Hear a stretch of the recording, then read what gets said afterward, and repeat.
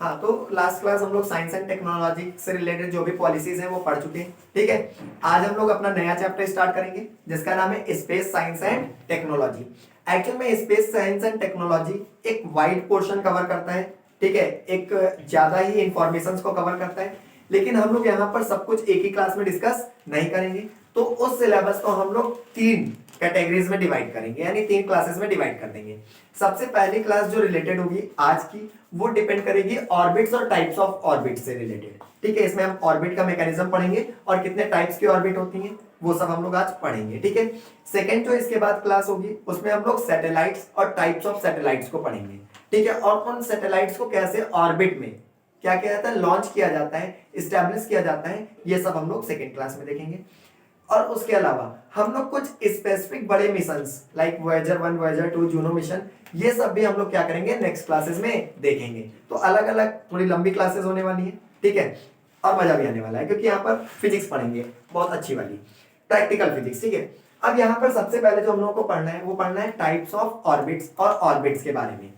तो types of orbits और orbits के बारे में पढ़ने से पहले हमें कुछ बेसिक नॉलेज पता होनी चाहिए अर्थ के एक्सटीरियर के बारे में। क्यों? क्योंकि अर्थ का एक्सटीरियर थोड़ा कॉम्प्लिकेटेड होता है। कॉम्प्लिकेटेड वैसा ही जैसा कि इंटरनल है, लेकिन एक्चुअल में क्या है कि अर्थ का जो एक्सटीरियर है वो बना है गैस और डस्ट मॉलिक्यूल्स, मॉइस्चर वगैरह से। ठीक है, ढेर सारी गैसेस है, टाइप्स ऑफ गैसेस है, उसके अलावा मॉइस्चर कंटेंट है, उसके अलावा क्या है, डस्ट मॉलिक्यूल्स है। लेकिन इनका जो डिस्ट्रीब्यूशन है हाइट पर, अपने पास जैसे कि एक ग्लोब है, ग्लोब में अर्थ का सरफेस है जो दिख रहा है आपको। ठीक है, अब अर्थ के सरफेस पे मान लो हम इसमें क्या कर रहे हैं, ऊपर जाते हैं हाइट पर, जैसे जैसे जैसे ऊपर जा रहे हैं, तो यार जैसे जैसे ऊपर जाएंगे तो अर्थ क्या करती है, किसी भी चीज को अपनी तरफ अट्रैक्ट करने के लिए ग्रेविटेशनल पुल लगाती है, मतलब अपनी तरफ चीजों को क्या करती है, खींचती है। तो जो ग्रेविटेशनल पुल लगाती है, तो जैसे कि अर्थ है, ठीक है, दिख रहा होगा। अब ये अर्थ में क्या है कि यहाँ पर गैस मॉलिक्यूल्स हैं, जैसे जैसे वो मॉलिक्यूल्स ऊपर जाएंगे ग्रेविटेशनल पुल क्या होता जाएगा, वीक होता जाएगा। क्योंकि आप लोगों ने पढ़ा होगा स्मॉल जी, वो अर्थ से ऊपर जाने पर क्या करता है, डिक्रीज करता है। ठीक है, अभी वो सब हम डिस्कस करेंगे, अभी सिर्फ बेसिक सी बात कर रहे हैं। तो होता क्या है कि जो अर्थ का एटमॉस्फेयर होता है उसमें गैसेस का जो डिस्ट्रीब्यूशन होता है एक सर्टेन हाइट तक ज्यादा क्वांटिटी में होता है। फिर उसके बाद जैसे जैसे हाइट बढ़ती है गैसेस का जो डिस्ट्रीब्यूशन होता है वो वीक होने लगता है, और सिर्फ कैसी गैसेस होती है, जो बहुत ही लाइटर गैसेस होती हैं, हल्की गैसेस होती हैं, वही आउटर इस एटमॉस्फेयर में प्रेजेंट रहती हैं। ठीक है, अब यहां पर क्या होता है समझते हैं। तो जैसे अर्थ है, ठीक है, इसमें हम लोग बात करेंगे कि कौन सी लेयर की कितनी हाइट होती है। तो जो हम हाइट की बात करेंगे वो एवरेज हाइट बोलेंगे। एवरेज हाइट क्यों बोलेंगे, उसका एक कारण है। आप देख सकते हो इस ग्लोब को कि ये ग्लोब में जो अर्थ का शेप है, जियोइड शेप, अर्थ का अपना ही एक अलग टाइप का शेप है। इसमें क्या है कि ये जो लाइन दिख रही है इसको इक्वेटर कहते हैं, फिजिक्स ज्योग्राफी में आप लोग पढ़ चुके हो। ठीक है, ये हमारे पास इक्वेटर होता है, और इक्वेटर पर जो अर्थ है वो थोड़ा सा निकली हुई है, बल्ज्ड है, थोड़ा सा बाहर निकली हुई है। जबकि आप यहां पर देख पा रहे हो जो पोल्स हैं उनकी तरफ अर्थ थोड़ा सा क्या है, चपटी हुई है, यानी दबी हुई है। ठीक है, अब यहां पर होता क्या है, अर्थ के बीचों बीच में एक सेंटर होगा। अब मैं दिखा नहीं सकता ना, ग्लोब महंगा है, तोड़ देता हूं तो नुकसान ही होगा, इतना तो यूट्यूब पे अर्निंग भी नहीं है। तो कुल मिला के यहाँ पर क्या है कि इसके अर्थ के अंदर क्या है, सेंटर है। सेंटर से अगर आप देख पा रहे हो ये चीज ज्यादा बाहर निकली हुई है तो सेंटर से इसकी डिस्टेंस भी ज्यादा होगी, और ये चीज सेंटर की तरफ दबी हुई है तो सेंटर से इसकी डिस्टेंस कम होगी। तो अर्थ की एग्जैक्ट रेडियस को आप क्लियरिफाई कर ही नहीं सकते, क्योंकि इस साइड की रेडियस कम होगी और इस साइड की रेडियस क्या होगी, ज्यादा होगी। जैसे कि मैं आपको इसको डायग्राम से भी दिखा सकता हूँ। अगर मैं अर्थ को ऐसा कुछ बनाने की कोशिश करूँ, ऐसा ही कुछ है, ठीक है, ये हमारे पास पोल्स हैं, तो ये डिस्टेंस के कंपैरिजन में ये डिस्टेंस आपको ज्यादा दिख रही है। तो अगर यहाँ डिस्टेंस ज्यादा है तो आपको पता है जो ग्रेविटेशनल फोर्स होता है वो inversely proportional to r square होता है, यानी डिस्टेंस जितना कम होगी फोर्स उतना ज्यादा होगा। तो यहाँ पोल पे हम देख पा रहे हैं कि डिस्टेंस क्या है, कम है, तो फोर्स क्या होगा, ज्यादा। अगर फोर्स ज्यादा होगा तो चीजों को ज्यादा तेजी से अट्रैक्ट करेगा। तो इस साइड जो एटमॉस्फेरिक लेयर्स होंगी वो थोड़ा नीचे होंगी, क्या होंगी, थोड़ा नीचे। जबकि इक्वेटर की तरफ डिस्टेंस क्या है, ज्यादा। अगर डिस्टेंस ज्यादा होगी तो फोर्स क्या हो जाएगा, कम, और फोर्स कम होगा तो यहाँ के गैस मॉलिक्यूल्स दूर दूर तक एक्सपेंड कर सकते हैं। इस वजह से जो एटमॉस्फेरिक लेयर्स हैं उनकी हाइट अलग अलग रीजन पर, पोलर रीजन पर थोड़ा नजदीक है, अर्थ के पास है, और इक्वेटोरियल रीजन पर थोड़ा दूर तक है, एक्सपेंडेड है। इसलिए हम लोग उन दोनों का एक एवरेज निकाल लेते हैं, और एवरेज वगैरह मैथमेटिकल कैलकुलेशन से निकाल लेते हैं। और हम लोग बताते हैं कि एवरेज हाइट इतनी है। तो हम लोग पढ़ते हैं उस एटमॉस्फेरिक डिस्ट्रीब्यूशन को ताकि हम समझ पाए कि सैटेलाइट की लॉन्चिंग में प्रॉब्लम क्या है और ये ऑर्बिट्स, कौन सी ऑर्बिट सबसे ज्यादा यूजफुल होती है। यार ऑर्बिट तो अर्थ के ऊपर कहीं भी होगा। अब मान लो जैसे अर्थ के ऊपर 2 किलोमीटर ऊपर क्या ऑर्बिट नहीं हो सकती है? बिल्कुल हो सकती है। तो उसमें कोई सैटेलाइट क्यों नहीं लॉन्च की जाती है? कोई सैटेलाइट को 400-500 किलोमीटर दूर ही लॉन्च किया जाता है, बल्कि कुछ सैटेलाइट्स को तो 36,000 किलोमीटर दूर किया जाता है, कुछ सैटेलाइट्स को 15 लाख किलोमीटर दूर लॉन्च किया जाता है। क्यों ऐसा करते हैं? जबकि हम लोग तो चाहे 2-3 किलोमीटर ऊपर भी लॉन्च कर सकते थे। तो उसका कारण होता है एटमॉस्फेयर में मौजूद गैसेस और डस्ट और मॉइस्चर के डिस्ट्रीब्यूशन से, ठीक है, रिलेटेड। तो वो पहले समझ लेते हैं, ज्योग्राफी का पोर्शन है बट आपने पढ़ा होगा। मान लिया ये अर्थ का सरफेस है, पूरी अर्थ नहीं बनाने का मतलब है एक साइड से देख रहे हैं, मान लो हम कहाँ खड़े हुए हैं, इक्वेटर पर खड़े हुए हैं। अब अपन लोग वैसे भी कन्याकुमारी चले जाओ तो 888 किलोमीटर ही लगभग दूर हो इक्वेटर से, ठीक है, लगभग 8 डिग्री दूरी है इक्वेटर से। तो हम लोग मान सकते हैं कि लगभग क्या है, इक्वेटर के नजदीक है। कन्याकुमारी पर मैं खड़ा हूं और ऐसे मैं देख रहा हूं। तो ऊपर क्या है कि अलग अलग लेयर्स हैं। अब लेयर्स में सबसे पहले यहां पर एक लेयर आती है, ठीक है, और इस लेयर की जो एवरेज हाइट होती है वो 13 होती है किलोमीटर, और लगभग अगर बोले रेंज तो 8 से लेकर 20 किलोमीटर के बीच होती है। पोलार रीजन पर ये होती है 8 किलोमीटर एक्सपेंडेड, जबकि इक्वेटोरियल रीजन पर इसकी हाइट कितनी होती है? 20 किलोमीटर तक होती है। इंडिया के ऊपर लगभग 16 से 17 किलोमीटर ऊंची है, ठीक है, 13 से 16 के बीच में है अलग अलग रीजन में। और इनकी हाइट टेम्परेचर पर भी मैटर करती है, सीजन पर भी मैटर करती है। तो इसी वजह से ऑन एन एवरेज, ठीक है, एग्जैक्ट बता रहा मैं। तो यहां पर ये जो हमारे पास 18 से 20 किलोमीटर के बीच का रीजन है यानी एरिया, ठीक है, इसको हम लोग बोलते हैं ट्रोपोस्फियर। क्या बोलते हैं? ट्रोपोस्फियर। ट्रोपोस्फियर के ऊपर मैं अब बाकी पॉज वगैरह में, टेम्परेचर वगैरह में नहीं जा रहा क्योंकि वो ज्योग्राफी का पोर्शन है, उधर ही पढ़ेंगे और पढ़ चुके भी हैं। तो ये हमारे पास ट्रोपोस्फियर है। ट्रोपोस्फियर के ऊपर एक और रीजन आता है हमारे पास, ठीक है, उसकी अर्थ से, अब जो भी हम डिस्टेंस लेंगे सरफेस से ले रहे हैं, समझ रहे हैं ना आप? तो यहां पर क्या है कि यहां पर ये जो हमने ऐसे एक और लेयर जनरेट कर रखी है, ये बीच का हिस्सा जो है इसको स्ट्रेटोस्फीयर बोलते हैं। क्या बोलते हैं? स्ट्रेटोस्फीयर। और इसकी हाइट अप्रोक्स 50 किलोमीटर तक है। सरफेस से कितना? 50 किलोमीटर तक जो है। तो 50 किलोमीटर में 20 तो अपना ट्रोपो चला गया, रिमेनिंग पार्ट में कौन है? स्ट्रेटोस्फीयर। और उसी स्ट्रेटोस्फीयर में अपनी ओजोन लेयर है 15 से 35 किलोमीटर के बीच में। मतलब ओजोन का कुछ हिस्सा कहां पर मौजूद है? ट्रोपो में भी, और कुछ हिस्सा स्ट्रेटो में मौजूद है, ठीक है। फिर स्ट्रेटोस्फीयर के बाद एक और लेयर आती है जो 80 किलोमीटर तक जाती है, उसका नाम है मेसोस्फीयर। क्या नाम है? मेसोस्फीयर। और मेसोस्फीयर की जो हाइट है वो कितनी है? 80 किलोमीटर है। फिर इसके बाद अगला जो आता है वो कहलाता है थर्मोस्फीयर। थर्मोस्फीयर के अंदर कुछ लोग थर्मोस्फीयर को ही आयनोस्फीयर भी बोलते हैं, लेकिन एग्जैक्टली दोनों थोड़ा अलग अलग चीजें। थर्मोस्फीयर की जो रेंज है वो 80 किलोमीटर में, जो है 80 से कहां तक? 400 किलोमीटर तक। 80 किलोमीटर से 400 किलोमीटर तक थर्मोस्फीयर है। फिर 400 किलोमीटर से 10,000 तक बुलाया जाता है क्या? आउटर स्पेस, ठीक है, स्पेस बोलते हैं उसको, ठीक है, या उसको एक्सोस्फीयर एग्जैक्टली बोलते हैं ज्योग्राफी में। लेकिन यहां पर हम लोग अभी इतना समझ गए। तो देखो, अगर यहां पर हम देखें, अगर सैटेलाइट्स मान लो इस हाइट पर लॉन्च की जाए तो यहां पर क्या होगा? सबसे ज्यादा गैस मॉलिक्यूल्स मौजूद होंगे। तो वो सैटेलाइट पर फ्रिक्शन अप्लाई करेंगे और उस फ्रिक्शन की वजह से उस सैटेलाइट में ड्रैग आ जाएगा और सैटेलाइट कंटिन्यू उस ऑर्बिट में रिवॉल्व ही नहीं कर पाएगी, ड्रैग की वजह से गिर जाएगी। समझ गए? तो ये तो अपने लिए एरिया बेकार हो गया ना। फिर ओजोन है, ऑब्वियस है, ऑक्सीजन मौजूद होगी, हैवियर गैस है, वहां भी मौजूद है, तो फिर से ये क्या करेगी? ड्रैग जनरेट करेगी। तो मेजो ये स्ट्रेटोस्फीयर भी क्या हो गया अपने लिए? बेकार। तो 50 किलोमीटर तक तो कोई फायदा ही नहीं है सैटेलाइट की लॉन्चिंग का। और उसके बाद इतनी, इसमें होता क्या है, 10 से 12 किलोमीटर हाइट तक तो आजकल ड्रोन भी उड़ाए जा सकते हैं, अभी वो आगे पढ़ेंगे, चलो मिक्स नहीं करते। फिर इसके बाद यहाँ पर क्या होता है? फिर मैंने बताया लगभग 80 किलोमीटर तक, ठीक है। 80 किलोमीटर में क्या है? ये वो हिस्सा है जहां पर चीजें बर्न हो जाती हैं। जैसे कि आप पढ़ते हो मेटेओर। मेटेओर्स क्या होते हैं? जब कोई मेटोराइड, डी लगाया मैंने, वो क्या करता है? अपने एटमॉस्फेयर में एंटर करता है, तो यही वो जगह है, कौन? मेसोस्फीयर। मेसोस्फीयर ही वो जगह है जो उस मेटोराइड को क्या कर देती है? बर्न कर देती है, और वो कहलाता है मेटेओर। क्या कहलाता है? मेटेओर। तो यहां पर तो चीजें अगर बर्न हो रही है तो सैटेलाइट तो रिवॉल्व करने का कोई मतलब ही नहीं बनता, क्योंकि यहाँ पर डेंस हमारे पास स्पेसिफिक क्या होते हैं? एक्चुअली यहाँ पर टेम्परेचर बहुत कम है, -100 डिग्री सेल्सियस के आसपास। तो यहाँ पर जो गैस मॉलिक्यूल्स है वो डेंसर होते हैं, बड़ा पास पास होते हैं, तो वो क्या करते हैं? बहुत ज्यादा फ्रिक्शन अप्लाई करते हैं किसी भी चीज पर। तो ये भी अपने लिए बेकार हो गया। तो यहाँ इतना तो हम समझ गए कि इतना नजदीक तो अपने पास कोई काम हो ही नहीं सकता। क्यों? क्योंकि फ्रिक्शन है। क्या मौजूद है? फ्रिक्शन मौजूद है। फिर सैटेलाइट की लॉन्चिंग के लिए कहां से मामला चालू होता है, तो यहां पर देखते हैं होता क्या है कि हम लोगों ने पढ़ा अलग अलग स्फीयर्स, ट्रोपो, स्ट्रेटो, फिर मेसो, थर्मो वगैरह। अब इसी में एक जगह आती है 100 किलोमीटर बाउंड्री लाइन मानी गई है, एक आउटर स्पेस ट्रीटी हुई है। आउटर स्पेस ट्रीटी 1967 के अप्रॉक्स में हुई थी।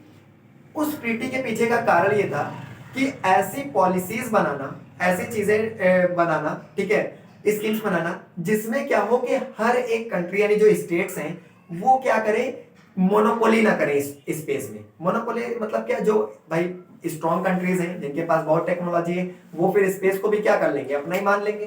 तो ऐसा कुछ ना हो इसलिए 5 टाइप के ग्लोबल कॉमन्स बनाए गए। वैसे मेनली 4 बोले जाते हैं बट अब 5 बोले जाते हैं, एक साइबर स्पेस भी इंक्लूड हो गया। 5 टाइप के ग्लोबल कॉमन्स हैं। ग्लोबल कॉमन्स वो चीजें होती हैं जिन पर सबका हक है, जिन पर कोई भी अपनी सॉवरेनिटी क्लेम नहीं कर सकता। कोई भी कंट्री या कोई भी इंडिविजुअल ये नहीं कह सकता ये मेरी जगह है, इसमें मैं ही सिर्फ करूंगा, ठीक है। इस पर क्या है, सॉवरेनिटी कोई भी क्रिएट नहीं कर सकता। तो ऐसे कुछ ग्लोबल कॉमन्स में से एक ग्लोबल कॉमन है आउटर स्पेस। कौन है? Outer space. दूसरा है अपना अंटार्कटिका। अंटार्कटिका पर कोई सॉवरेनिटी क्रिएट नहीं कर सकता, वो सबके लिए ओपन है। जो चाहे वो वहां पर जाकर के क्या कर सकता है, रिसर्च कर सकता है। वहां पर कब्जे वाला काम नहीं होगा। यूपी के लौंडे तो बिल्कुल मत भेजो, ठीक है।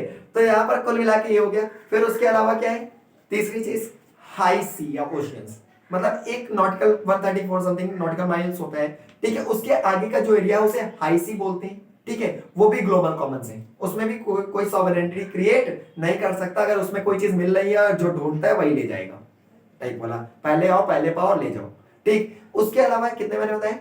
3 बताए। कौन कौन से? Outer space. चौथा होता है एटमॉस्फेयर। कौन होता है? एटमॉस्फेयर, यानी 100 किलोमीटर के नीचे वाला भी अपने उस पर भी कोई सॉवरेनिटी क्लेम नहीं कर सकता। पता चले ऑक्सीजन हमारे कमरे में अभी आप लोग बैठे हो, हमने कह दिया हमारे भैया सॉवरेनिटी है, ऑक्सीजन तुम नहीं ले सकते, कैसा कह सकते हैं? नहीं कर सकते, बिकॉज ऑफ ग्लोबल कॉमन, ठीक है। पांचवा होता है साइबर स्पेस, ठीक है। तो ये कुछ ग्लोबल कॉमन्स होते हैं। उसी में से क्या हुआ कि बड़े बड़े कुछ लोगों ने बैठ करके एक कन्वेंशन में ये डिसाइड किया कि इस एटमॉस्फेयर में 100 किलोमीटर हाइट को एक बाउंड्री लाइन मानेंगे। क्या मानेंगे? Boundary line. और उस 100, जैसे ये अर्थ है, ठीक है, अर्थ के ऊपर एक ब्लैंकेट टाइप का एटमॉस्फेयर है, तो उसी में एक ब्लैंकेट टाइप की बाउंड्री होगी ये, ठीक है। और ये इसके हाइट जो अर्थ के सरफेस से होगी कितनी होगी? 100 किलोमीटर। और इसको बोला जाता है कैरमैन लाइन। क्या बोलते हैं? कैरमैन लाइन बोलते हैं। और इसको माना गया है आउटर स्पेस बाउंड्री, ठीक। और इसके बाहर की जितनी भी चीजें हैं वो क्या है? आउटर स्पेस है। क्या है? Outer space. मतलब सब यूज कर सकते हैं जस्ट फॉर ह्यूमैनिटी, ठीक है, पीसफुल काम के लिए यूज कर सकते हैं। तो ये हमारे पास हो गया कैरमैन लाइन का। तो इतना तो समझ में आ गया कि 100 के नीचे तो कोई पॉसिबिलिटी ही नहीं है चीजों को ऑर्बिट्स में लॉन्च करने का, क्योंकि एटमॉस्फेरिक ड्रैग बहुत ज्यादा होता है। तो जो जितना दूर लॉन्च की जाएगी सैटेलाइट, उस पर एटमॉस्फेरिक ड्रैग उतना ही क्या होगा? कम होगा। और वो बिना किसी थ्रस्ट के, बिना किसी फ्यूल के आसानी से क्या कर सकती है? रिवॉल्व कर सकती है। इतनी बात क्लियर है कि नहीं क्लियर है? तो ये हो गई बात हमारे पास कैरमैन लाइन यानी आउटर स्पेस की। और इसके नीचे क्यों सैटेलाइट लॉन्च नहीं हो सकती, उसका रीजन बता दिया। अब यहां पर बात आती है ऑर्बिट्स की। किसकी बात आती है? ऑर्बिट्स की, कि ये ऑर्बिट है क्या। एक्चुअल में ऑर्बिट एक टाइप की ट्रेजेक्ट्री होती है। ट्रेजेक्ट्री मतलब पाथ। क्या होती है? पाथ होता है। जो कोई भी सेलेस्टियल बॉडी किसी अपने से बड़ी हैवियर बॉडी के अराउंड क्या करती है? फॉलो करती है। जैसे कि सन एक हैवी सेलेस्टियल बॉडी है, उसके अराउंड 8 प्लैनेट्स, उसके अलावा एस्ट्रॉइड्स, क्यूपर बेल्स, कॉमेट्स, बहुत सारी ढेर सारी चीजें होती हैं जो उसके अराउंड क्या कर रही हैं? रिवॉल्व कर रही हैं। तो रिवॉल्यूशन के टाइम पर वो जो ट्रेजेक्ट्री यानी जो पाथ फॉलो कर रही हैं उसको हम लोग ऑर्बिट कहते हैं। क्या कहते हैं? ऑर्बिट। और खास बात क्या है कि उस ऑर्बिट का अपना एक ट्रेजेक्ट्री फिक्स होता है और उसी में एक फिक्स टाइम इंटरवल में वो चीजें क्या करती रहती हैं? रिवॉल्व करती रहती हैं। उसी तरीके से अर्थ एक हैवी सेलेस्टियल बॉडी है, उसके अराउंड मून रिवॉल्व कर रहा है। अब ये तो हो गए कुछ नेचुरल सेलेस्टियल बॉडीज, यानी नेचुरल बॉडीज जो ऑर्बिट्स में क्या करती है? रिवॉल्व करती है। उसके अलावा हमारे पास क्या है? कुछ आर्टिफिशियल बॉडीज हैं, लाइक सैटेलाइट्स जो हम लोग लॉन्च करते हैं, ह्यूमन मेड सैटेलाइट्स होती हैं। ये भी एक फिक्स ऑर्बिट में क्या करती हैं? अर्थ या मून या सन, जिस भी हम सेलेस्टियल बॉडी के अराउंड चाहें उसमें एक ट्रैजेक्टरी देकर उनको क्या कराते हैं, रिवॉल्व कराते हैं। तो ये तो हो गई बात ऑर्बिट की कि ऑर्बिट होता क्या है। अब मैटर ये आता है कि कोई ऑर्बिट बनती कैसे है, मतलब आखिर कैसे कोई चीज चक्कर काटने लगती है और वो नीचे नहीं गिरती है। तो यहां पर इस बात को समझना है। इस बात को समझने के लिए अपने को दो चीजें पता होनी चाहिए। पहली चीज इनर्शिया के बारे में, यानी जड़त्व के बारे में। किसके बारे में पता होना चाहिए कि ये इनर्शिया क्या होता है, यानी जड़त्व क्या होता है, पहली चीज। और दूसरी चीज ग्रेविटेशनल पुल के बारे में। ग्रेविटेशनल पुल से हमारा मतलब ग्रेविटेशनल फोर्स से ही होगा, ठीक है। और इसी को ग्रेविटेशनल पुल कहने का मतलब है सेंट्रीपिटल फोर्स भी कह सकते हैं, ठीक है। आप लोग 10th लेवल पर तो ये सब तो पढ़ चुके होंगे, ठीक है। तो इनर्शिया और ग्रेविटेशनल पुल क्या होता है थोड़ा सा बात कर लेते हैं। न्यूटन ने अलग अलग लॉज ऑफ मोशन दिए, फर्स्ट, सेकंड और थर्ड। उसी में से जो फर्स्ट था वो था लॉ ऑफ इनर्शिया। क्या था? लॉ ऑफ इनर्शिया, यानी जड़त्व का नियम। वो क्या कहता है, अगर कोई ऑब्जेक्ट जिस पर किसी भी टाइप का एक्सटर्नल फोर्स ना लग रहा हो तो वो कभी भी अपनी स्टेट को चेंज नहीं करती है। यानी अगर कोई ऑब्जेक्ट रेस्ट में है तो रेस्ट में रहेगी, मोशन में है तो मोशन में रहेगी, अपनी स्टेट को कभी भी चेंज नहीं करेगी जब तक कि उस पर कोई एक्सटर्नल फोर्स ना अप्लाई हो। पहली चीज। ग्रेविटेशनल पुल क्या होता है, कोई भी हैवियर बॉडी किसी भी अनदर बॉडी को क्या करती है, अपनी तरफ अट्रैक्ट करती है। क्या करती है? अट्रैक्ट। समझना, हैवियर बॉडी लाइटर बॉडी को अपनी तरफ क्या करेगी? अट्रैक्ट करेगी। और मैंने कहा किसी भी हैवियर बॉडी के अराउंड ही क्या होती है, लाइटर बॉडीज रिवॉल्व करती है। तो वो हैवियर बॉडी हमेशा टेंडेंसी रख रहा होगा उसको अपनी तरफ खींचने का। जैसे ये अर्थ है तो अर्थ एक हैवियर बॉडी है। सैटेलाइट की कितनी ज्यादा मास रहा होगा, कुछ सैटेलाइट तो ज्यादा से ज्यादा कितने, 50 ग्राम, जिसको नैनो सैटेलाइट्स बोलते हैं। इतने कम वेट की सैटेलाइट्स भी लॉन्च की जाती हैं, ठीक है। उसके अलावा डेब्रीज, उनकी हाइट तो सिर्फ 10 सेंटीमीटर की होती है। जो स्पेसक्राफ्ट के पेंट होते हैं, पेंट जानते हो ना, छोटे छोटे से उनके मॉलिक्यूल्स भी रिवॉल्व कर रहे हैं, वो भी डेब्रीज कहलाते हैं। उनकी फर्दर हाइट तो मिलीमीटर्स में होती है, लेकिन वो भी बहुत ज्यादा हार्मफुल होते हैं। स्पेस मिशन को खत्म कर सकते हैं, पूरे पूरे एक्सीडेंट करा सकते हैं। तो यहां पर होता क्या है वो अभी बात करेंगे। तो जैसे कि हमारे पास क्या है, अर्थ है, ठीक है। अर्थ के अराउंड यहां पर कोई ऑब्जेक्ट है, तो ये जो भी ऑब्जेक्ट होगा ये क्या रहा होगा, लाइटर बॉडी रही होगी, हल्की बॉडी रही होगी। और ये क्या है, हैवियर बॉडी, यानी हैवी है। तो ये इसको टेंडेंसी रखती है अपनी तरफ खींचने की। क्लियर? अब यहां पर क्या होगा समझते हैं, इन दो में कैसे बैलेंस बन जाता है। देखो, अगर किसी का, जैसे कि मान लो ये हैवियर बॉडी है अपनी अर्थ, क्या है, अर्थ, ठीक है। इसमें क्या है, कोई भी ऑब्जेक्ट क्या कर रहा है, मान लिया कि किसी भी तरीके से यहां से कोई ऐसे ऑब्जेक्ट जा रहा होगा, आ रहा होगा। अभी एक नॉर्मल फिनोमिनन लेते हैं कि दूर से कहीं से कोई ऑब्जेक्ट आ रहा होगा और ये अर्थ है वो ऐसे आया। तो जब यहां आएगा तो देखो वो चीज स्पेस में इसलिए मूव कर पा रही है क्योंकि स्पेस बिहेव करता है वैक्यूम जैसा। वैक्यूम जैसा बिहेव करने का मतलब है वहां पर कोई भी एटमॉस्फेरिक प्रेशर नहीं है या फ्रिक्शन मौजूद नहीं है। तो कोई भी ऑब्जेक्ट अपनी एक स्पेसिफिक वेलोसिटी लेकर क्या करेगा, मूव करेगा। अब वो जब यहां मूव करता हुआ आएगा तो बिकॉज ऑफ इनर्शिया वो अपनी स्टेट में बिल्कुल भी चेंज क्रिएट करने की कोशिश नहीं करेगा। वो जैसे ऐसे ही जाने की क्या करेगा, कोशिश करेगा। लेकिन होगा क्या, यहां पर एक हैवी बॉडी है और हैवी बॉडी इस लाइटर बॉडी को अपनी तरफ क्या करेगी, अट्रैक्ट करेगी। तो इस अट्रैक्शन के चक्कर में ये इधर साइड आने को टेंड कराएगी कि तुम इधर आ जाओ। लेकिन बिकॉज ऑफ इनर्शिया ये फर्दर कोशिश कर रहा है कहां जाने की, आगे, और ग्रेविटेशनल पुल की वजह से इधर। तो जैसे इधर आएगा तो हल्का सा इसका पाथ डिफ्लेक्ट होगा और ये ऐसे जाने की कोशिश करने लगेगा। नहीं समझे? फिर ये अगेन इनर्शिया की वजह से इधर जाने की कोशिश कर रहा है, ग्रेविटेशनल पुल खींच रहा है, इधर जाने की कोशिश कर रहा है, ग्रेविटेशनल पुल खींच रहा है, जाने की कोशिश ग्रेविटेशनल पुल, जाने की कोशिश ग्रेविटेशनल पुल। तो ये एक बैलेंस होता है उसके इनर्शिया और ग्रेविटेशनल पुल के बीच का। अब इसमें होगा क्या, जितनी तेजी से उसका इनर्शिया है उतनी तेजी से उसका ग्रेविटेशनल पुल लग रहा होगा। तो वो क्या करेगा, हमेशा वो टेंड कर रहा होगा फ्री फॉल का। मतलब उसमें बैठे ऑब्जेक्ट को ये लगेगा कि मैं हमेशा कहां गिर रहा हूं, नीचे की तरफ गिर रहा हूं। लेकिन बिकॉज ऑफ इनर्शिया ना तो वो नीचे गिरता है और बिकॉज ऑफ ग्रेविटेशनल पुल ना तो वो आगे जा पाता है। तो वो एक ऑर्बिट में ऐसे ऐसे ट्रैजेक्टरी में क्या करने लगता है, रिवॉल्व करने लगता है। आई बात की नहीं है इसमें? क्लियर? इनर्शिया और ग्रेविटेशनल पुल क्या हो जाते हैं, बैलेंस। इनर्शिया की वजह से वो जाने की कोशिश कर रहा है आगे पुल कह रहा है तुम्हें आगे नहीं जाने देंगे, इधर आ जाओ, तो इधर जैसे ही उसकी डायरेक्शन डिफ्लेक्ट हुई, अब वो इधर जाने की कोशिश कर रहा है, पुल इधर इधर जाने की, तो एक बैलेंस बन जाता है दोनों के बीच और वो उसमें आसानी से क्या कर पाता है, रिवॉल्व कर पाता है। आई बात समझ में? और इस तरीके से ओरिजिन होता है एक ऑर्बिट का। कोई डाउट है यहां तक किसी को? ठीक है, तो ये हो गया ऑर्बिट का फॉर्मेशन होता है इनर्शिया और ग्रेविटेशनल पुल के बैलेंस पर। ठीक है, अब यहां पर हम लोगों को जानना है क्या, थोड़ा सा हम लोगों को थोड़ा सा यहां जानना है केपलर्स लॉ के बारे में। किसके बारे में? केपलर्स लॉ के बारे में। क्योंकि केपलर्स लॉ जानने से हम लोग समझ पाएंगे कि कोई ऑर्बिट, ठीक है, किस नेचर की हो सकती है। और हम यहां पर एक टर्म स्पेशली यूज करेंगे, इसेंट्रिसिटी यानी उत्केंद्रता का। ठीक है, इसेंट्रिसिटी वो रेशियो होता है जो किसी शेप को सर्कल की तरफ टेंड कराने की कोशिश करता है। बात समझे? यानी किसी की इसेंट्रिसिटी जितनी कम होगी उसका शेप सर्कल से उतना ज्यादा मैच कर रहा होगा, किसी की इसेंट्रिसिटी जितना ज्यादा होगी उसका शेप सर्कल से उतना दूर जा रहा होगा, एक्सटेंडेड सर्कल लगेगा, elongated circle, that is ellipse. ठीक है, बात समझ में है कि नहीं? तो इसेंट्रिसिटी वो रेशियो होता है जो किसी भी कर्व को सर्कल से मैच कराने को टेंड कराता है। जिसकी इसेंट्रिसिटी जितनी ज्यादा उसका शेप सर्कल से उतना ज्यादा इलोंगेटेड होगा, जिसकी इसेंट्रिसिटी जितनी कम उसका शेप उतना ही सर्कल जैसा होगा। ये होता है इसेंट्रिसिटी का कॉन्सेप्ट। सर्कल के लिए जो ई की वैल्यू होती है वो 0 होती है, सर्कल की इसेंट्रिसिटी क्या होती है? 0। लेकिन जो हमारे पास क्या होता है, इलिप्स, उसकी इसेंट्रिसिटी 0 से तो बड़ी होती है लेकिन हमेशा 1 से छोटी होती है। ठीक है, 1 से बड़ी हाइपरबोला होता है, सब अपने को नहीं जानना।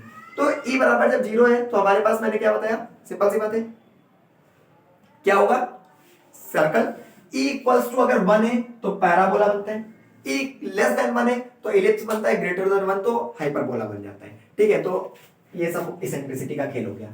अभी अपने को यहां पर जानना है वो केपलर्स लॉ को जानना है, उसको केपलर्स लॉ को चलो अभी समझते हैं लैग्रांजे पॉइंट से जोड़ करके। उससे पहले जरा हम लोग टाइप्स ऑफ ऑर्बिट जान लेते हैं। क्या जान लेते हैं? Types of orbit. तो देखो होता क्या है, किसी भी हैवियर बॉडी के अलोंग जब कोई भी ऑब्जेक्ट मूव करता है यानी रिवॉल्व करता है तो वो 2 तरीके की ऑर्बिट्स क्रिएट करता है शेप वाइज। कितने तरीके की? 2 तरीके की। पहला जिसकी E0 यानी सर्कुलर ऑर्बिट, और दूसरा जिसकी E क्या हो, लेस देन 1 हो और 1 के जितना नियरेस्ट होगा उसकी इसेंट्रिसिटी उतना ज्यादा, मतलब वो उतना इलोंगेटेड कर्व बनाएगा। इसके 2 एग्जांपल्स हैं। पहला सर्कुलर ऑर्बिट का एक सबसे बेहतर एग्जांपल है कि जो अर्थ या प्लैनेट्स होते हैं, ठीक है, प्लैनेट्स वगैरह, वो सन के अराउंड क्या करते हैं, रिवॉल्व करते हैं इलिप्टिकल पाथ में, लेकिन ऑलमोस्ट ये सर्कुलर होते हैं, मतलब इनकी इसेंट्रिसिटी सर्कल के बड़ा नजदीक होती है। ठीक है, तो ऑलमोस्ट इनको कैसा मान लेते हैं हम लोग, सर्कुलर मान लेते हैं। सबसे पास हमें पता है कौन ऑब्जेक्ट है, सबसे पास कौन है भाई, मर्क्यूरी। ठीक, और मर्क्यूरी जो है वो सन के सबसे नियरेस्ट है, तो जो सबसे नियरेस्ट है तो वो क्या करेगा, ऑलमोस्ट सर्कुलर पाथ फॉलो करेगा। और एक चीज होती है comet, comets are Oort clouds, Kuiper belt के बियॉन्ड पढ़ते हैं, एस्ट्रोनॉमी में पढ़ाया मैंने। ठीक है, तो जो वो ऊर्ट क्लाउड्स होते हैं वो पता है हाई इसेंट्रिक होते हैं, एकदम सन के पास से जाएंगे और इतनी दूर से ऑर्बिट क्रिएट करके आएंगे, मतलब बहुत ज्यादा इसेंट्रिक होते हैं। मतलब लाइक कुछ ऐसा, जैसे ये अगर सन है तो ऐसी इसेंट्रिसिटी, इसीलिए 75 साल लग जाते हैं वापस सन के पास आने में। तो लगभग हर 75 साल के बाद ये हमें दिखाई देते हैं, 75 से 76 साल के बाद। ठीक है, ऊर्ट क्लाउड्स। ठीक है, इसको पुच्छल तारा भी कई बार बोलते हैं, देखते हैं जब ये आता है, लेकिन हर बार दिखता नहीं। लास्ट टाइम 1986 में दिखा था, 75 जोड़ लो, पता नहीं कब दिखे। तो एक हो गया हमारे पास कैसा, सर्कुलर ऑर्बिट। कैसा हो गया, सर्कुलर। दूसरा हमारे पास होता है इलिप्टिकल ऑर्बिट। इलिप्स क्या होता है, सर्कल को थोड़ा सा अगर एक साइड से पकड़ करके इलोंगेट कर दें तो वो फॉर्म करता है किसको, इलिप्स को। किसको, इलिप्स को। तो कितने टाइप की हो गई हमारे पास, 2 टाइप की ऑर्बिट्स, एक सर्कुलर ऑर्बिट होती है और एक क्या होती है हमारे पास, इलिप्टिकल ऑर्बिट होती है। फिर उसके बाद यहाँ पर टाइप्स ऑफ कुछ ऑर्बिट्स होती हैं, जैसे लियो, मियो, हियो वगैरह। फिर उसके अलावा जियो स्टेशनरी, जियो सिंक्रोनस, पोलर ऑर्बिट्स, ये कुछ हमारे पास स्पेसिफिक ऑर्बिट्स हैं। तो इनको पढ़ने से पहले जरा केपलर्स लॉ डिस्कस कर लेते हैं ताकि हम लोग कॉन्सेप्ट समझ पाए कि कैसे क्या होता है मामला। देखिए, एक ग्रेट फिजिसिस्ट थे, फिलोसोफर थे, जोहानेस केपलर। ठीक है, इन्होंने क्या किया था, मोशन ऑफ प्लैनेट से रिलेटेड 3 मेन लॉज दिए थे। कितने लॉज हैं, 3 लॉज हैं, 3 लॉज हैं। पहला जो लॉ है वो कहलाता है लॉ ऑफ ऑर्बिट। क्या कहलाता है? Law of orbit. सेकंड जो लॉ है वो कहलाता है लॉ ऑफ एरिया, ठीक है। और इसको हम लोग एंगुलर वेलोसिटी से भी कंटेन करके बोलते हैं, एंगुलर वेलोसिटी भी जानेंगे क्या होता है, ठीक है। तीसरी चीज होती है लॉ ऑफ टाइम पीरियड, यानी टाइम पीरियड यानी आवर्तकाल से रिलेटेड, और ये सब हम लोग 10th 9th में पढ़ चुके हैं, ठीक है। तो यहां पर होता क्या है, केपलर ने क्या बताया, सबसे पहला जो लॉ था वो लॉ ऑफ ऑर्बिट बताया। उन्होंने कहा कि जितने भी प्लैनेट्स हैं वो सन के अराउंड इलिप्टिकल पाथ में क्या करते हैं, रिवॉल्व करते हैं, और सन जो होता है वो किसी एक फोकाई पे डिपेंड करता है, क्या होता है, प्रेजेंट होता है। जैसे कि मान लो ये हमारे पास क्या है, सन है, और ये अपनी प्यारी सी अर्थ है, बहुत छोटी दिखती है, मैंने तो बहुत बड़ी बना दी है, ठीक है। तो यहां पर क्या है कि इसमें क्या करते हैं वो ऐसे सन इसके अराउंड क्या करती है, सन के अराउंड अर्थ क्या करती है, रिवॉल्व करती है, इलिप्टिकल होता है। अब इसमें होता क्या है कि सन जो होता है इसके एक फोकाई पर होता है, मतलब जैसे कि अगर यहां पर देखें तो आपको पता होगा इलिप्स के दो फोकस होते हैं। इलिप्स के कितने फोकस होते हैं, दो। तो एक किसी एक फोकस पर प्रेजेंट होता है, आप चाहें तो इसको इधर भी रिप्रेजेंट कर सकते हैं, कोई प्रॉब्लम नहीं है, ठीक है। तो यहां पर ये हमारे पास क्या है, अर्थ है। अर्थ इसके अराउंड क्या कर रही है, रिवॉल्व कर रही है। रिवॉल्यूशन में आपको पता है लगभग 365 दिन लगते हैं, और जो घंटे लगते हैं 4 साल में एडजस्ट किए जाते हैं 366 दिन बनाने के लिए 6 घंटों को। तो यहां पर होता क्या है कि ये हमारे पास अर्थ जो रिवॉल्व कर रही है, इसमें एलिप्टिकल पाथ होने पर और सन के एक फोकस पे होने पर एक साइड की डिस्टेंस क्या होगी, कम, जब यहां पर आएगी, और एक साइड जब यहां पर होगी तो डिस्टेंस क्या होगी, सबसे दूर, ठीक है। तो जब अर्थ सबसे दूर होती है तो उसको एपेहिलियन बोलते हैं। क्या बोलते हैं, एपेहिलियन बोलते हैं। और जब सन के सबसे क्लोज होती है अर्थ तो उसको पेरिहिलियन बोलते हैं, पेरिहिलियन बोलते हैं, ठीक है। अब यहां पर होता है कि स्पेलिंग गड़बड़ हो सकती है, देख लेना, ठीक है। अब यहां पर क्या है, एपोहिलियन, और ये क्या होती है, पेरिहिलियन। एपेहिलियन वो पोजीशन है जहां पर अर्थ से सबसे दूर हो, सन से अर्थ क्या होती है, सबसे दूर। यहां पर मैं स्पेसिफिक अर्थ की बात नहीं कर रहा हूं, पेरिहिलियन एपोहिलियन जो है हर एक प्लैनेट के लिए बनना है जो सन के अराउंड क्या कर रहा है, रिवॉल्व कर रहा है, ठीक। अगर सन के अराउंड कोई प्लैनेट रिवॉल्व करता है उसके फार्देस्ट पॉइंट को हम लोग एपोहिलियन और नियरेस्ट पॉइंट को क्या बोलते हैं, पेरिहिलियन। लेकिन अगर इसी की जगह किसी प्लैनेट के अराउंड कोई चीज रिवॉल्व कर रही हो जैसे सैटेलाइट्स, तो उसके लिए एपोहिलियन को एपोजी और पेरिहिलियन को पेरोजी बोलते हैं। बात समझ में कि नहीं? तो सन के अराउंड हो तो एपोहिलियन पेरिहिलियन बोलते हैं, और जब किसी प्लैनेट के लिए हो तो हम लोग एपोजी और पेरोजी वर्ड का यूज करते हैं, ठीक है, जैसे मून्स वगैरह जो भी है। तो यहां पर क्या बताया, अच्छा रफ नहीं करना चाहिए था वैसे, कोई बात नहीं। तो यहां पर क्या है कि हमारे पास पहला लॉ है कि every planet revolves around the sun in an elliptical orbit and the sun is situated at one of the foci, ठीक है। तो यहां पर ये हमारे पास पहली चीज हो गई, इसको कहते हैं लॉ ऑफ ऑर्बिट। क्या कहते हैं, लॉ ऑफ ऑर्बिट बोलते हैं। सेकेंड लॉ क्या है, सेकेंड लॉ है लॉ ऑफ एरिया। अब लॉ ऑफ एरिया को कॉन्सेप्ट समझना है क्या, मान लो अर्थ की शुरुआत में किसी दिन हमने पोजीशन मान ली है ए पॉइंट पर, ठीक है। कुछ दिन बीते और वो अर्थ पहुंच चुकी है कहां, बी पॉइंट पर। तो हमने यहां पर ये अर्थ और सन के बीच का एक एरिया ऐसे लेट कर लिया है। ये हमारे पास ए से बी के बीच का क्या है, एरिया है, ठीक है। उसके अलावा अभी अर्थ घूमते टहलते चली आई है और पहुंच गई है सी पॉइंट पर, कहां पे, सी पॉइंट पर, और फिर थोड़े दिन बाद पहुंच गई है कहां पर, डी पॉइंट पर। तो ये भी एक हमारे पास एरिया होगा, होगा कि नहीं होगा। अब यहां ध्यान देने वाली बात है, समझिए। एक एरिया है क्या हमारे पास, एस ए बी, सन से ए और बी के बीच की। दूसरा एरिया हमारे पास कौन है, एस सी डी, ठीक है। तो सेकेंड लॉ ये कहता है कि कोई भी प्लैनेट जब इलिप्टिकल ऑर्बिट में रिवॉल्व कर रहा हो तो वो इक्वल टाइम इंटरवल में इक्वल एरिया स्वीप करता है, यानी इक्वल एरिया कवर करता है। कहने का मतलब क्या है कि अगर मान लो आज तारीख है 31 दिसंबर, बहुत बढ़िया दिन वीडियो बन रहा है, आज 31 तारीख है ना, चीजें बदलने वाली हैं कल से। तो 31 दिसंबर, और अगले दिन हम जब अर्थ की पोजीशन को देख रहे हैं तो हमने देखा है किस डेट को, 7 जनवरी को। कब देखा है, 7 जनवरी। तो लगभग कितने दिन हो गए, 8 दिन, ठीक। आपके हमने क्या किया, आपके 7 जनवरी की जगह हमने इधर साइड देखना चालू किया, ठीक है। हमने मान लो किसी टाइम देखा 8 अप्रैल को, सपोज कब देखा, सेम ईयर 2023 में 8 अप्रैल। भाई तू गिरो नहीं यार, वीडियो बनाया ना, लो गिर गया, 1 मिनट के लिए वीडियो में विघन होगा, हाँ टिक गया। ठीक है, तो ये हमारे पास 8 अप्रैल। ठीक, इसके 7 दिन बाद आएगा कौन, 15 अप्रैल। 8 दिन लेना था क्या, 16 कर दो यार। ठीक है, तो यहां पर क्या है कि 31 से लेकर 7 के बीच में उसने 8 दिन लगाए, इधर भी ये कितने दिन लगा रही है, 8 दिन। तो टाइम इंटरवल क्या हुआ, सेम। टाइम इंटरवल क्या हुआ, सेम। तो अगर टाइम इंटरवल सेम है तो जो एरिया ए से बी और एस के बीच होगा वही एरिया यहां पर भी होगा। This is called law of area. क्या कहलाता है इसे, क्या कहलाता है, लॉ ऑफ एरिया। यानी इक्वल टाइम इंटरवल में वो इक्वल एरिया क्या करती है, स्वीप करती है, नहीं छोड़ती है। ठीक है, इसका मतलब क्या है, S A B, area S A B upon मान लो टाइम इंटरवल डेल्टा टी है, 8 दिन का लिया था, area of S C D, ये भी टाइम इंटरवल क्या है, सेम। अगर टाइम इंटरवल सेम है तो दोनों क्या हो जाएंगे, कैंसिल। इसका मतलब ये एरिया भी क्या होगा, सेम। सिंपल सी बात है, अगर टाइम इंटरवल सेम है तो टाइम इंटरवल से टाइम इंटरवल कैंसिल हो गया, एरिया भी क्या होगा, सेम। अब अगर यहां पर देखें तो ठीक है, एरिया तो सेम है, लेकिन यहां पर इस एरिया लेंथ यानी आर्क लेंथ को देखें अगर, तो ये आर्क लेंथ हमें क्या दिख रही है, ज्यादा, समझ रहे हो कि नहीं। और यहां पर ये आर्क लेंथ हमें क्या दिख रही है, कम। अब इसमें क्या खास बात होती है समझो, इसमें होता क्या है कि अब सोचो जरा, ये जब ये नजदीक है, इसको एरिया ज्यादा कवर करना है, मतलब आर्क लेंथ ज्यादा कवर करनी है, टाइम इंटरवल क्या रखना है, सेम। और यहां पर आर्क लेंथ कम कवर करनी है और टाइम इंटरवल सेम रखना है।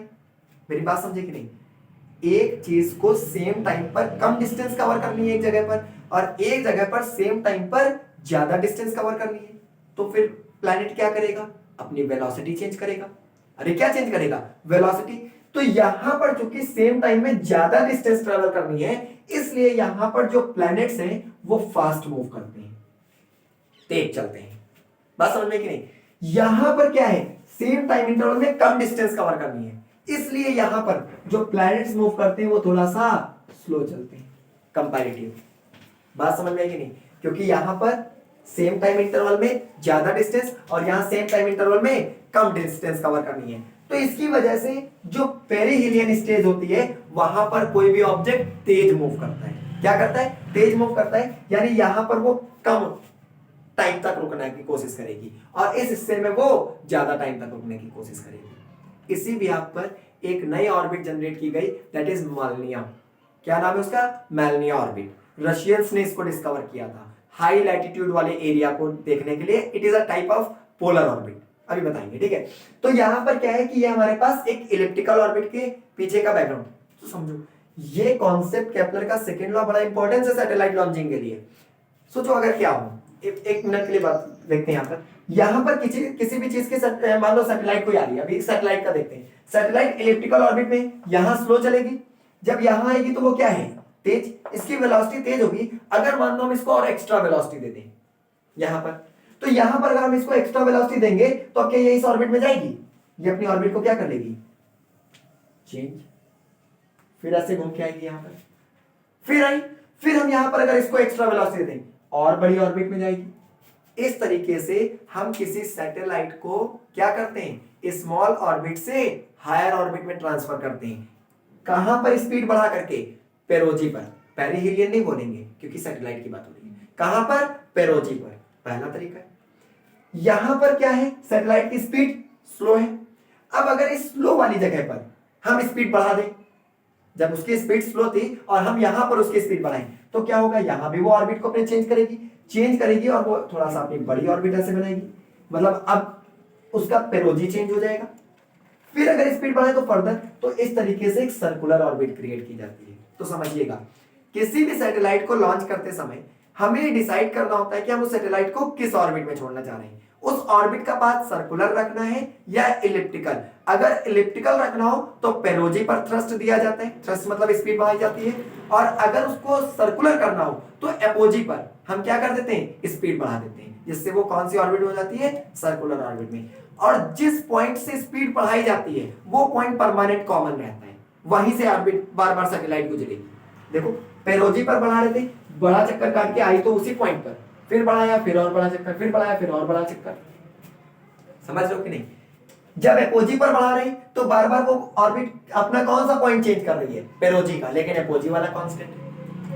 क्लियर कि नहीं क्लियर? और ये सब ऐसा नहीं होता है कि घर में बैठे चना खा रहे हैं और काम हो गया।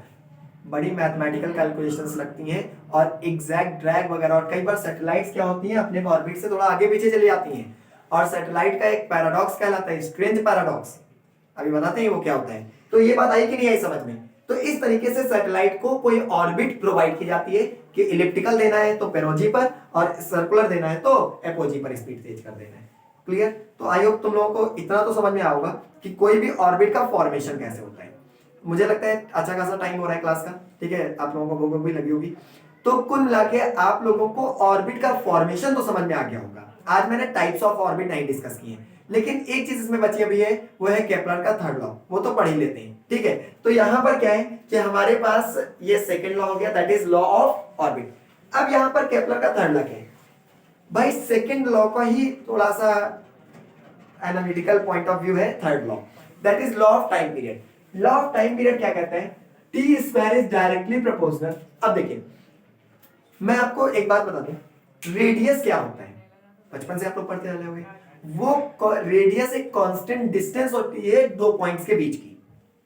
कोई मान लो मूविंग पॉइंट है जो मूव कर रहा है, तो उसकी किसी दूसरे पॉइंट से बीच की जो कांस्टेंट डिस्टेंस होती है एग्जैक्टली उसे ही रेडियस यानी त्रिज्या बोलते हैं। यानी रेडियस पूरे उस ट्रैजेक्टरी में डिस्टेंस अपनी चेंज नहीं करती, त्रिज्या बदलती नहीं है। लेकिन यहां पर पाथ कैसा है इसका? इलिप्टिकल। प्लैनेट तो कैसा मूव कर रहा है? इलिप्टिकल मूव कर रहा है। अगर इलिप्टिकल पाथ में मूव कर रहा है तो क्या रेडियस कांस्टेंट रहेगी? भाई साफ तौर पे देख रहे हैं, पेरोजी पर डिस्टेंस कम, एपोजी पर ज्यादा। प्लैनेट के लिए बात कर रहे हैं तो पेरिहिलियन पर कम, एपोहिलियन पर डिस्टेंस क्या है? ज्यादा। तो ज्यादा होने का मतलब क्या हुआ कि यहां पर डिस्टेंस सन से इन पॉइंट्स के ए बी सी डी वगैरह की डिस्टेंस कांस्टेंट नहीं है।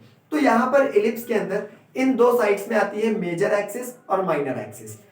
ये जो लॉन्ग डिस्टेंस दिख रही है इसको मेजर एक्सिस कहते हैं, जो शॉर्ट डिस्टेंस दिख रही है इसको क्या कहते हैं? माइनर एक्सिस कहते हैं। इन दोनों के अगर एवरेज निकाल लें तो उसे एवरेज रेडियस कह सकते हैं। क्या कह सकते हैं? एवरेज रेडियस, मतलब एक एवरेज वैल्यू। तो इन्होंने क्या बताया केपलर ने थर्ड लॉ में बताया कि the time period of planet is directly proportional to the third power of average radius. मैंने बोला एवरेज रेडियस। अब आप लोगों को लगेगा सर बचपन में हम लोग जब पढ़ते थे तो हमें तो ए दिखाया गया था, सेमी मेजर एक्सिस। तो भाई देखो वहां पर जो बताया गया उसका कोई लॉजिक नहीं बैठता। सेमी मेजर एक्सिस मतलब आप इतनी डिस्टेंस ले रहे हो, समझ रहे हो क्या यार? यहां पर डिस्टेंस इतनी रहेगी, यहां उतनी रहेगी नहीं, इसलिए हमें यहां पर एवरेज रेडियस का कॉन्सेप्ट यूज करना चाहिए। तो इसीलिए मैंने क्या लिखा, टाइम पीरियड का स्क्वायर जो होता है वो डायरेक्टली प्रोपोर्शनल होता है रेडियस के क्यूब के। पावर का खेल हटाते हैं, सिंपल रखते हैं, टी इज प्रोपोर्शनल क्या कह रहा है? आर। यानी जैसे जैसे तुम रेडियस बढ़ाओगे टाइम पीरियड क्या होगा? बढ़ेगा।